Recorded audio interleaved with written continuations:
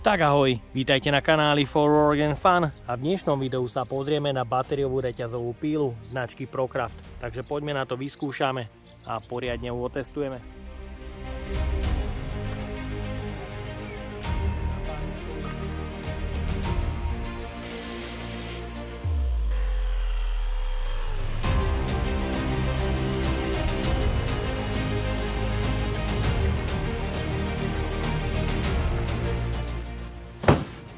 Ak by ťa zaujímali ďalšie recenzie náradia pre dom a záhradu, nájdeš ich hore v karte a dnes sa pozrieme na ďalšiu reťazovú pílu na batérie zo 40V systému ProCraft PKA 40 Li, kde obvodová rýchlosť je 20 m za sekundu, poháňajú výkonný brushless motor, je tu lišta dlhá 35 cm v cene 250 € s jednou batériou, takže poďme na to, odbalíme ju.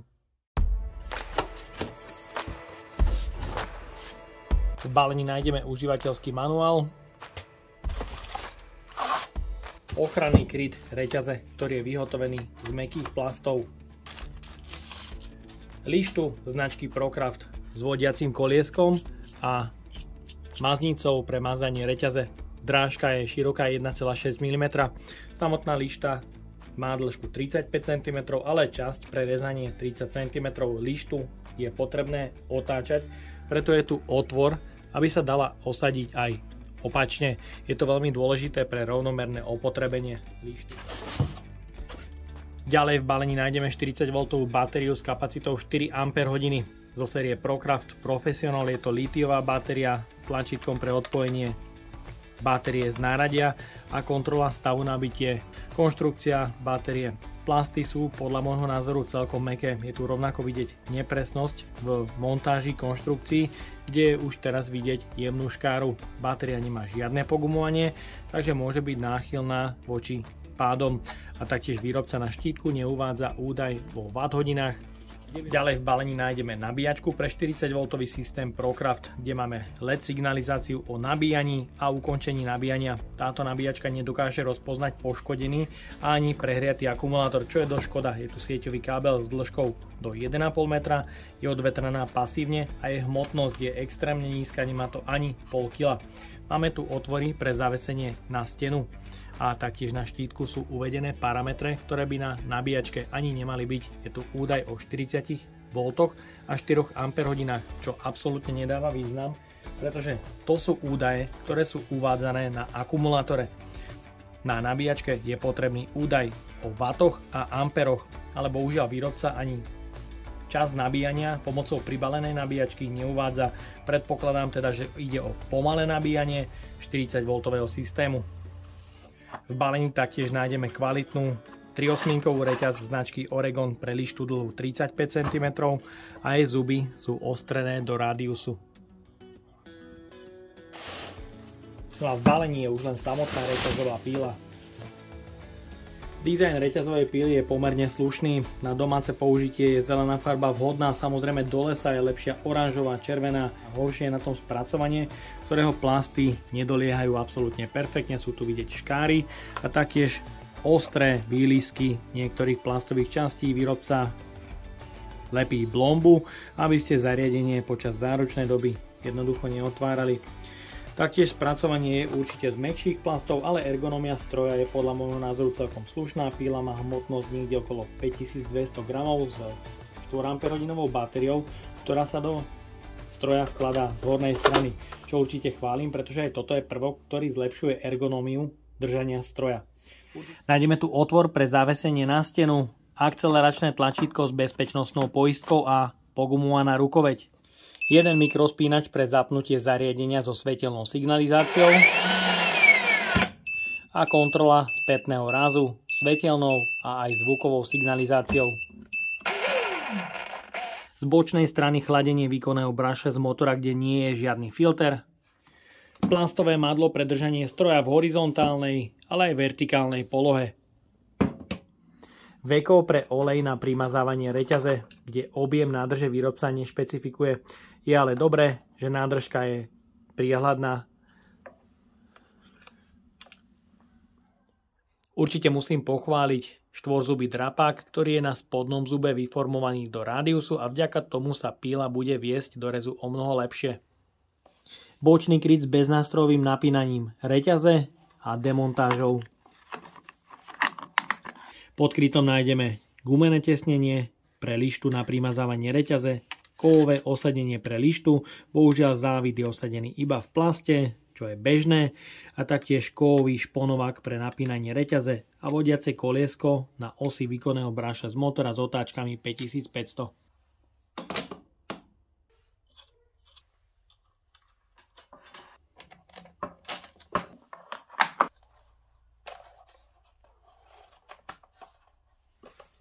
Petica pre 40V batériu má 4 kontakty a na dne nájdeme jeden otvor pre odvedenie vlhkosti. Po uložení píly na pracovný stôl nemá žiadnu stabilitu. Jemný dotyk spôsobuje kymácanie sa do jednej a aj druhej strany.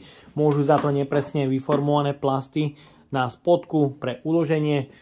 A pozrieme sa aj na hmotnosť s osadenou lištou a štvorkou baterkou. Je 5,5 kg. Ďalej sa pozrieme na otáčky stroja bez zaťaženia.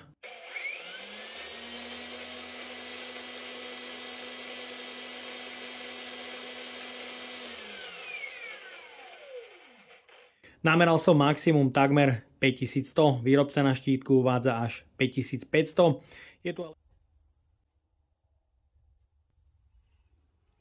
Dnes už čas na odskúšanie reťazovky nemám, preto pílu položím na čistý kartón, aby sa do ďalšieho dňa videli úniky primazávacieho oleja. Tak a máme tu ďalší deň, pílu ideme odskúšať a pozrieme sa aj na kartón, v akom je stave. Je tam iba tu minimum masných flakov, takže tu nie je extrémny únik oleja, ak sa píla nepoužíva. Ďalej sa pozrieme aj na mazanie reťaze.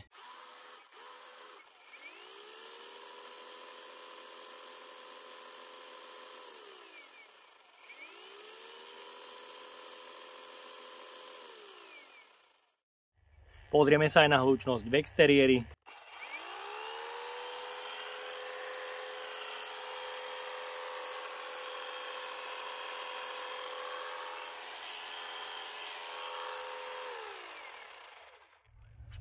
Do maximálnych otáčok nabieha plynule pre šetrenie batérie. Je tu ale vidieť oneskorenie zastavenia výkonného brášľa z motora.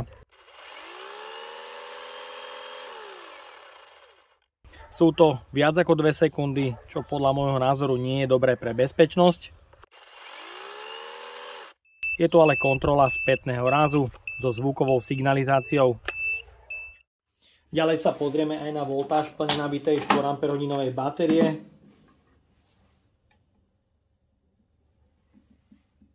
Ktorej voltáž pri maximálnom nabití je 42,14V.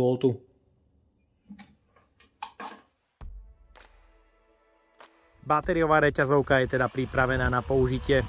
Hneď od prvého rezu budem vykonávať test efektivity jedného nabitia 4Ah batérie, ktorá je plne nabitá pre test.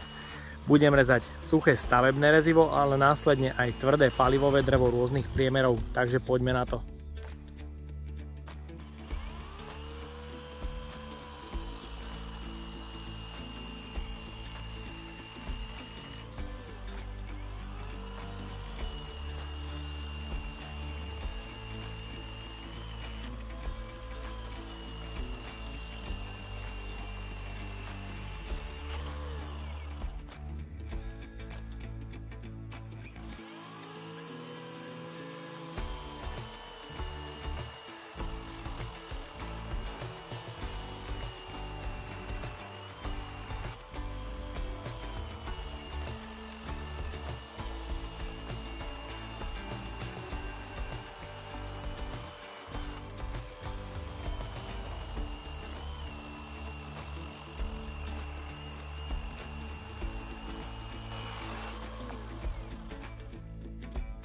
Pokračujem palivovým drevom s priemerom 16 cm.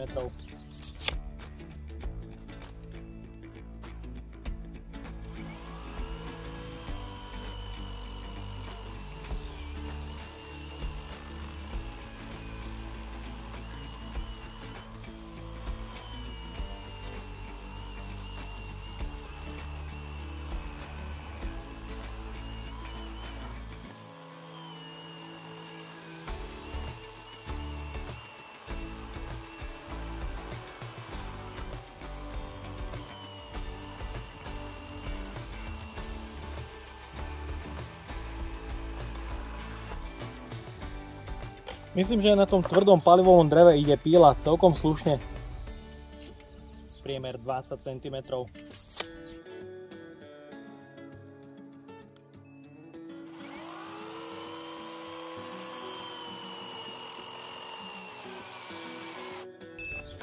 Tu už bolo prvé samovolné zastavenie.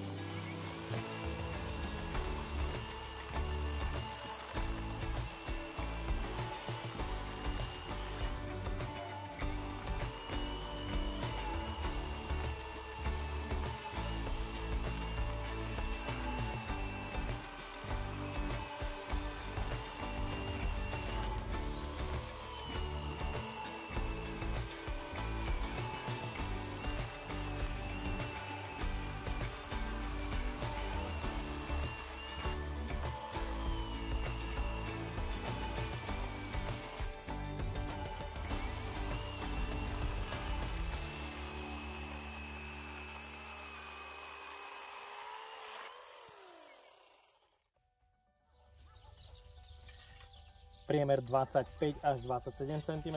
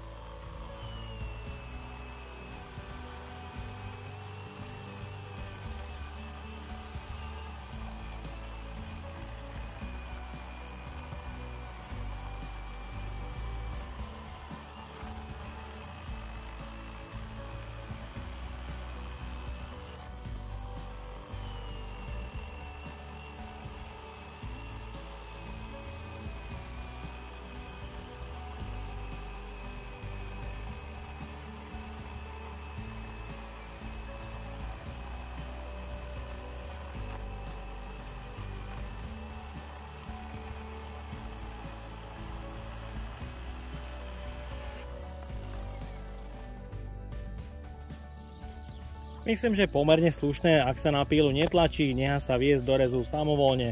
Ide myslím, že celkom pekne aj cez toto tvrdé palivové drevo. Priemer 35 cm.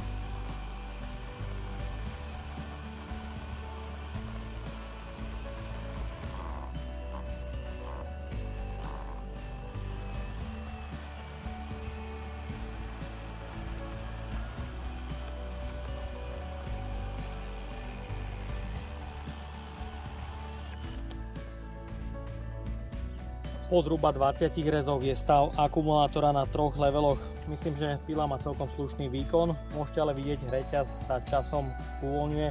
Je vždy potrebné ju jemne došponovať. Ide to veľmi rýchlo, takže ten výkon je celkom slušný. Samozrejme pílu je potrebné vždy opakovane zapínať, pretože prechádza do režimu šetrenia. Ďalej pokračujem už len efektivitou so zvyšnou kapacitou na 3 leveloch.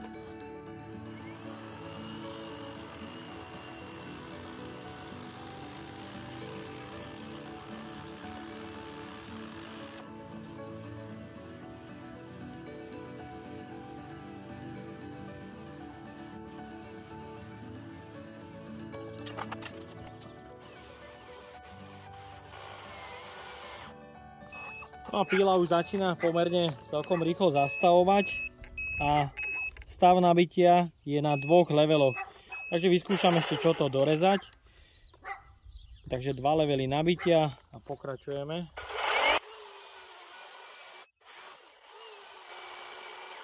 Výkon reťazovky začal rapidne klesať.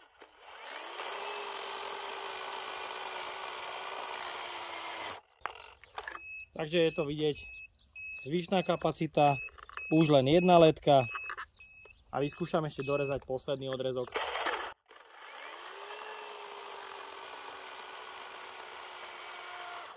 A viac to trápiť nebudem. Pozrieme sa aj na teploty. Po zaťažení systém zapnutie a vypnutie iba vtedy, keď je batéria vybitá. Teploty sú nízke, do 30 stupňov, čo je fajn. Vonkajšia teplota niekde okolo 10 stupňov. Pozrieme sa aj na teplotu batérie. Tu sú teploty nízke, do 40 stupňov, čo je pre batériu úplne v pohode. Nebol tu už pri 2 paličkách výkon na rezanie, preto som to odstavil a pozrieme sa aj na výslednú voltáž, ktorá je takmer 34 V. A vyskúšame batériu dať do nabíjačky. Nabíjačka signalizuje plné nabitie, nemá detekciu rozpoznania prehriatej alebo poškodenej batérie, ale nabíjanie sa nezačalo, takže je možné, že kontroluje teplotu a nezačalo nabíjať, takže si počkám. Na záver si to poďme zosumarizovať. Pila na 1/4 baterku narezala viac ako 40 odrezkov rôznych priemerov, rôznych materiálov. Vy to skôr môžete vidieť hore v grafike. Jej výkon je dostatočný na to, aby si poradila aj s priemerom 35 cm. Samozrejme to ale nemôžete považovať za nezastaviteľný stroj. Dokáže sa zastaviť pri jemnom prítlaku aj v priemere 20 cm. Piliny, ktoré vyprodukovala, sú pekné, rovnomerné, sypké, takže ide o kvalitnú Oregon reťaz celkom podarenou lištou a musím mu pochváliť za drapák, ktorý má spodný zub vyformovaný správne, vďaka čomu sa píla do rezu vedie výborne. Naopak skritizovať za veko pre nádrž oleja, na ktorom šnúrka nedržala už po odbalení. To je veľký mínus. Píla ale po ukončení testu máže celkom pekne. Reťaz sa uvoľňuje už po 20 rezoch, došponovať ju samozrejme nie je problém. Určite sa mi páči systém vkladania batérie na 1,40 V batériu. Je to po vzore značkových reťazových píl. No a pílu musím kritizovať za oneskorené vypnutie akceleračného spínača nad 2 sekundy, čo je trošku nebezpečné pre obsluhu. A jej celkový výkon je podľa môjho názoru zrovnateľný s Parkside 40 V reťazovkou. Takže ja dúfam, že sa vám dnešné video a spolupráca so značkou ProCraft páčila. Ak by ste ma aj vy chceli podporiť finančným príspevkom, dole do popisu vkladám link na PayPal Donate. No a odo mňa je to na dnes všetko. Ak sa ti toto video páčilo, daj like, potvrď odber a zvonček, alebo sa pripoj do členstva, ktoré je vpustnené a v ňom nájdeš ďalších viac ako 10 nových recenzií, ktoré budú vychádzať postupne pre každého. Ahoj!